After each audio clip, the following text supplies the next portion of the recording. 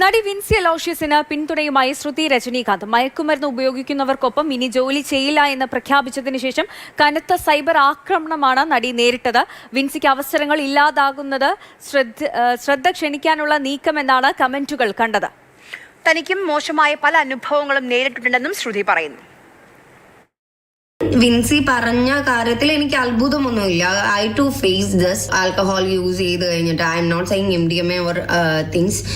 അത് യൂസ് ചെയ്ത് കഴിഞ്ഞിട്ട് ഇതുപോലെ നമുക്ക് സാഹചര്യം കൊണ്ട് അവിടെ നിൽക്കേണ്ടി വരുന്ന അവസ്ഥ, കാരണം ബാക്കിയുള്ളവരുടെ അവസ്ഥയും നമ്മൾ കാണുന്നത് കൊണ്ടും അവിടെ നിൽക്കേണ്ടി വരുന്നു എന്നുള്ള ഒരു അവസ്ഥ ഉണ്ടാവുന്നത് ഞാൻ ഫേസ് ചെയ്തിട്ടുള്ള ഒരു കാര്യമാണ്. വർക്ക് പ്ലേസിൽ ഈ മാതിരി ലഹരി വസ്തുക്കൾ ഉപയോഗിച്ച് അത് വന്നവരെയും നിന്നവരെയും ചുറ്റും വർക്ക് ചെയ്യുന്നവരെയും എല്ലാം അവർക്ക് എല്ലാവർക്കും ഒരു ന്യൂസൻസ് ആയി മാറുന്നത് എപ്പോഴും റോങ് ആയിട്ടുള്ള കാര്യം തന്നെയാണ്. ഇപ്പൊ വിൻസി പറഞ്ഞതുപോലെ തന്നെ കമന്റ്സിലൂടെ, ഇങ്ങനെ ഇൻഡയറക്റ്റ് കമന്റ്സിലൂടെ അവരെ സപ്പോർട്ട് ചെയ്യുന്നത് കൊണ്ടാണ് വീണ്ടും അവർക്ക് ഡിമാൻഡ് വരുന്നു, അവരെ വീണ്ടും വാനോളം പുകഴ്ത്തിക്കൊണ്ട് വരുന്നത്.